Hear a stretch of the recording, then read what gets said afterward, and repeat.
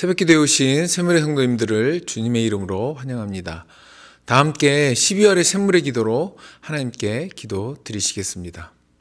마음과 새물의 기도를 하나님께 드립니다.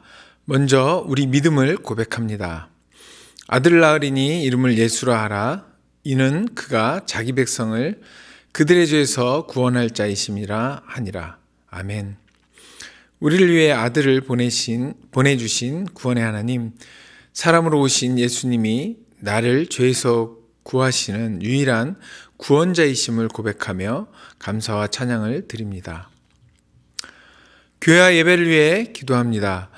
지극히 높은 곳에서는 하나님께 영광이요, 땅에서는 하나님이 기뻐하신 사람들 중에 평화로다 하니라. 아멘.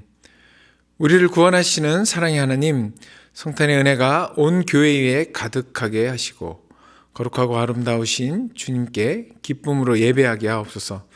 새물의 성도가 구원 얻은 기쁨으로 서로를 섬기며 예수 행복, 예수 사랑으로 사람을 남기게 하옵소서.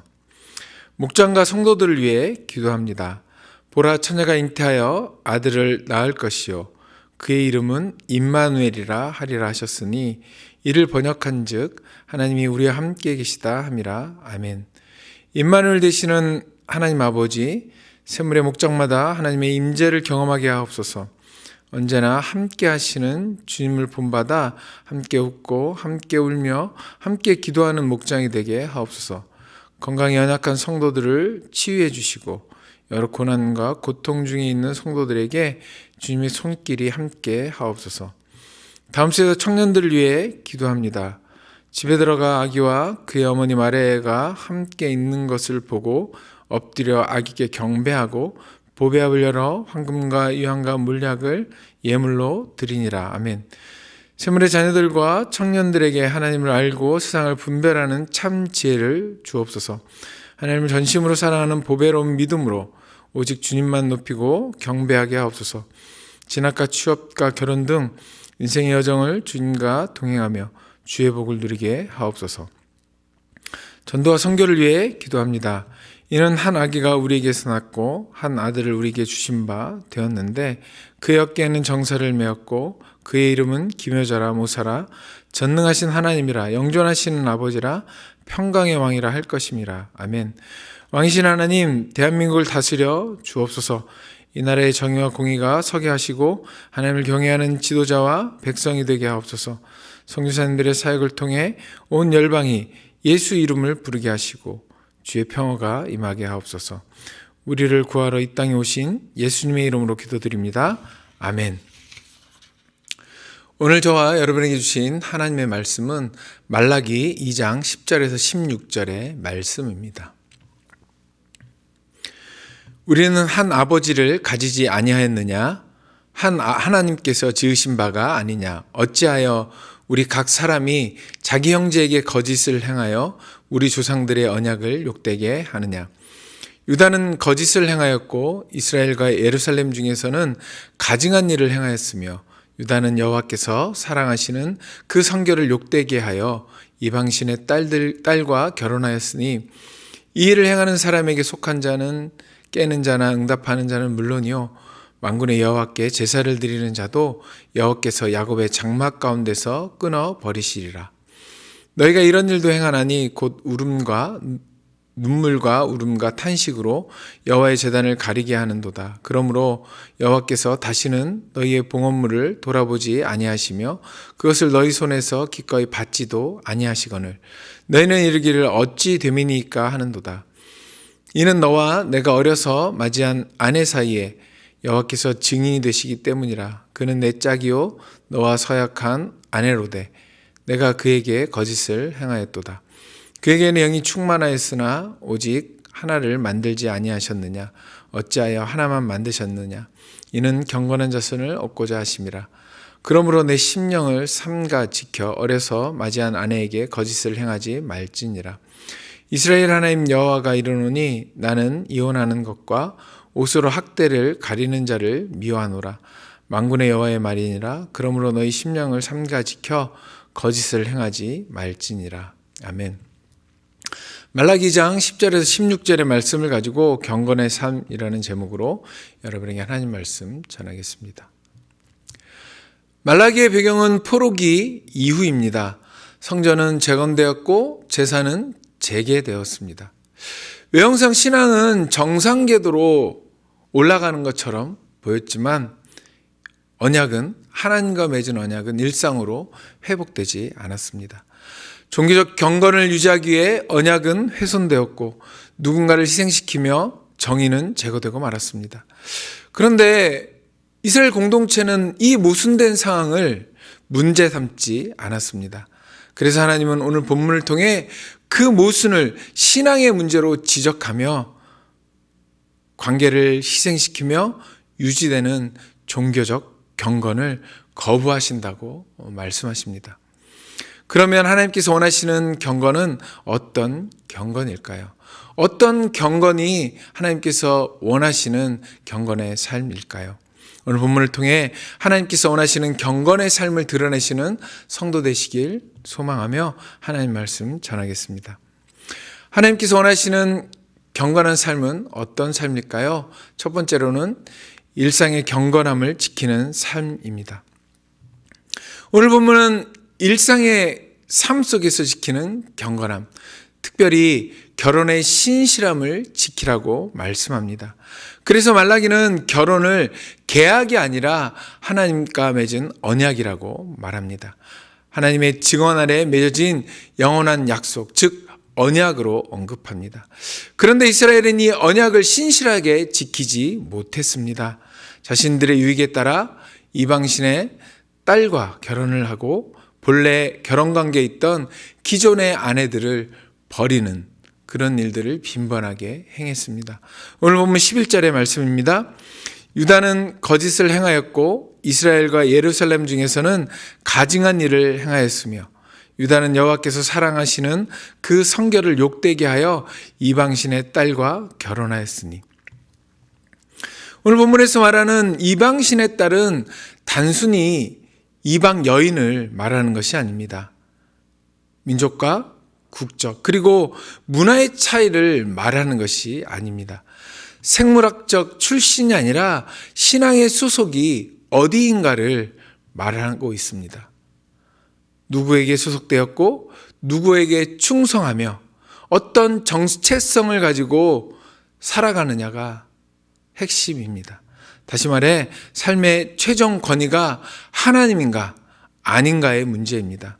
한 개인의 삶의 방향을 규정하는 다른 신적 질서에 대한 허용을 책망하고 있는 것입니다. 고린도후서 6장 14절의 말씀입니다. 너희는 믿지 않는 자와 멍에를 함께 매지 말라. 의와 불법이 어찌 함께하며 빛과 어둠이 어찌 사귀며. 이 말씀에서도 믿지 않는 자는 단순히 교회를 다니지 않는, 예수님을 믿지 않는 자를 뜻하는 것이 아닙니다. 그리스도인의 정체성을 유지할 수 없게 하는 다른 신적 질서에 속한, 그래서 그 신적 질서에 속해서 살아가는, 삶을 살아가는 자들을 뜻합니다. 그러면 하나님께서 왜 다른 신적 질서에 안에 있는 자들에 대해 경계하라고 말씀하실까요? 그것은 바로 영적 정체성의 흔들림 또는 신앙의 붕괴는 예배의 중단에서 오는 것이 아니라 우리 일상에서 일어나기 때문입니다. 언약적 신실함이 깃든 가정 그리고 결혼의 신실함을 상실할 때 일어나기 때문입니다.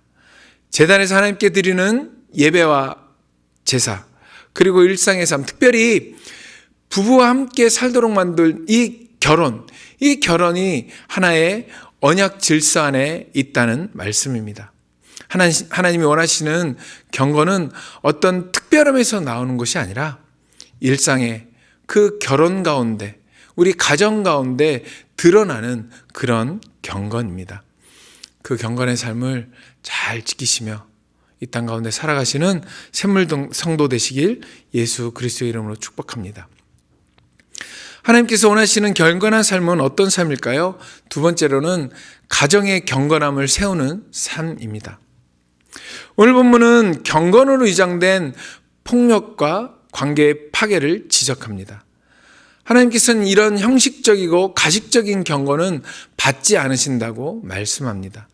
이런 형식적이고 위장된 경건은 자신의 삶을 포장하기 위해 하나님을 수단으로 이용할 뿐입니다. 오늘 본문 13절의 말씀입니다. 너희가 이런 일도 행하나니 곧 눈물과 울음과 탄식으로 여호와의 제단을 가리게 하는도다. 그러므로 여호와께서 다시는 너희의 봉헌물을 돌아보지도 아니하시며 그것을 너희 손에서 기꺼이 받지도 아니하시거늘. 그럼 이스라엘이 경건에 실패한 이유는 무엇일까요? 바로 하나님과 올바른 언약 관계에 실패했기 때문입니다. 하나님이 누구신지에 관한 정확한 인식이 없었기 때문입니다. 그런데 하나님이 누구신지에 관한 인식은 어떤 극적인 회심의 순간에 경험할 수도 있지만 어려서부터 꾸준한 신앙 훈련을 통해 그 깊이를 더하게도 됩니다. 매년 이맘때면 어제 같은 한 해의 마지막 주일이면 교회 학교에서 졸업 예배를 드립니다. 초등부를 담당할 때 저도 이맘때 졸업 예배를 드렸습니다. 그리고 아이들에게 졸업을 시키는 6학년 아이들에게 당부의 말과 함께 설교를 합니다. 설교 본문은 창세기 1장 1절입니다.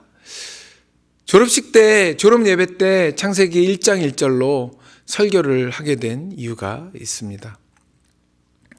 어느 날 여러 해 전에 졸업을 한 아이의 부모를 만나서 대화할 기회가 있었습니다.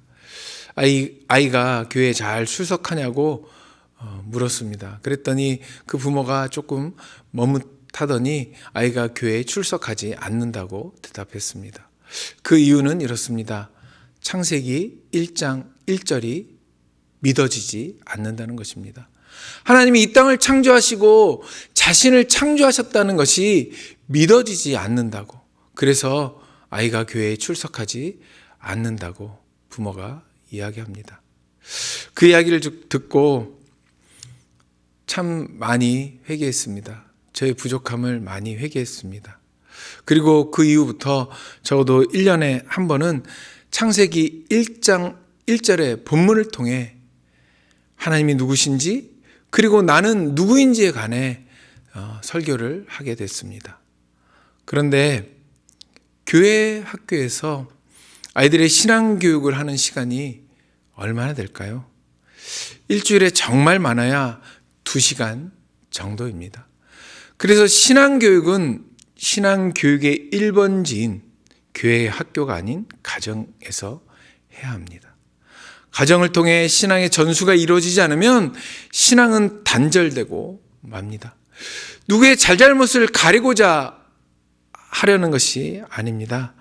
교회학교에서는 교회학교 나름대로 최선을 다해 아이들의 신앙교육을 하고 있습니다. 하지만 그것만으로는 부족합니다. 신앙교회 교육의 1번지인 가정에서 신앙의 전수가 이루어지지 않으면 자녀들의 신앙은 자라지 않습니다. 그래서 샘물교회에서는 샘물 프레싱이 잘 정착되도록 그렇게 애를 쓰고 있는 것입니다. 잠언 22장 6절의 말씀입니다. 마땅히 행할 길을 아이에게 가르치라. 그리하면 늙어도 그것을 떠나지 아니하리라. 하나님이 원하시는 경건한 삶은 하루아침에 이루어지지 않습니다. 그 가장 기초적인 토대를 든든하기 위해서는 가정에서부터 시작하는 경건의 훈련이 있어야 가능합니다.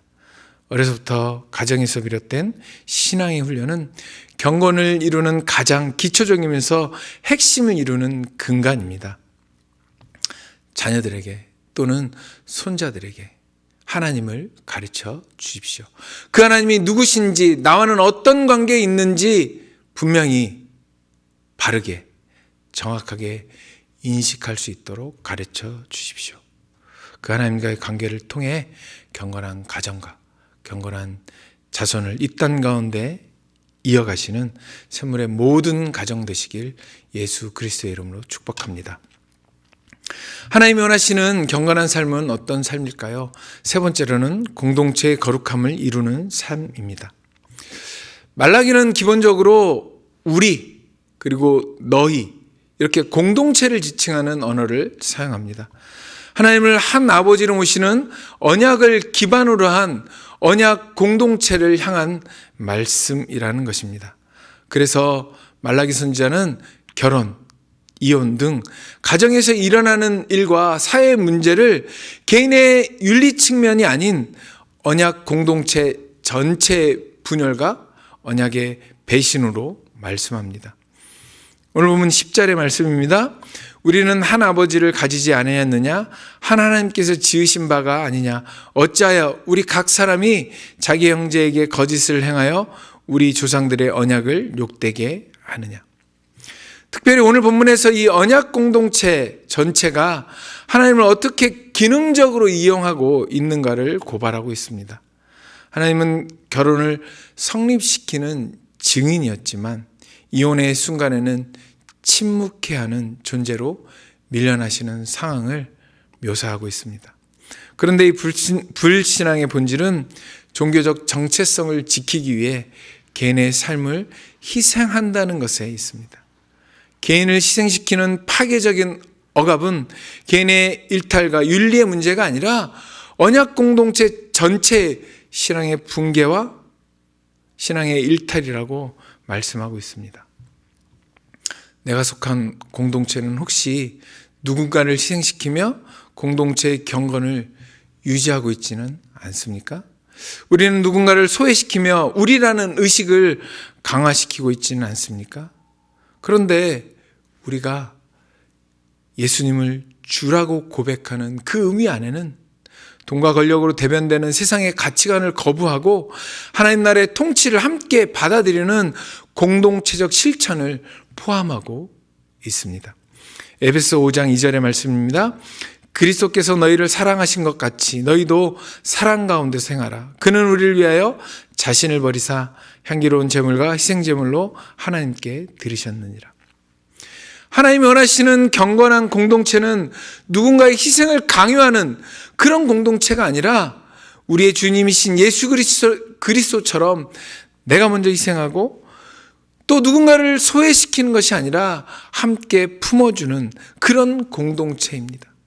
그리고 그런 공동체가 바로 하나님 나라를 소망하는 경건한 공동체입니다. 지금까지 그랬던 것처럼 누군가의 고통을 함께 나누며 누군가의 짐을 삶으로 책임지는 그런 거룩한 부담을 가지고 이루는 경건한 공동체. 그 경건한 공동체를 이루어 가시는데 진력하시는 새물의 모든 성도 되시길 예수 그리스도의 이름으로 축복합니다. 말씀을 읽겠습니다. 하나님이 원하시는 경건한 삶은 어떤 삶일까요? 첫 번째로는 일상의 경건함을 지키는 삶입니다. 두 번째로는 가정의 경건함을 세우는 삶입니다. 마지막으로는 공동체의 경건함을 이루는 삶입니다. 모양과 형식만 남은 경건이 아니라 모든 삶의 영역에서 우리의 주 되신 예수 그리스도의 경건함을, 그 거룩하심을 담는 경건한 삶을 이루는데 진력하시는 새물의 모든 성도 되시길 예수 그리스도의 이름으로 축원합니다. 아멘. 함께 기도하시겠습니다. 두 가지 기도 제목 드리겠습니다. 하나님이 원하시는 경건은 어떤 특별한 예배와 의식에 있는 것이 아니라 우리 삶에 하나님의 권위를 인정하며 그 권위 아래 우리의 일상을 놓는 삶입니다. 하나님이 원하시는 그 경건한 삶, 모든 삶의 순간마다 하나님의 권위를 인정하며 그 권위 앞에 순종하며 살겠다는 결단의 기도를 하나님께 드리겠습니다. 두 번째로는 우리 자녀와 다음 세대를 위해 기도하겠습니다. 이들이 하나님의 말씀을 통해 명확한 신앙 고백 위에 자신의 믿음을 세우고 그 믿음이 잘 자라나도록 샘물의 모든 다음 세대를 위해, 그리고 여러분의 가정의 자녀들 위해 그렇게 기도하시겠습니다. 그리고 각자가 가지고 오신 기도 제목 가지고 기도하시고 자유롭게 돌아가시면 되겠습니다. 함께 기도하시겠습니다.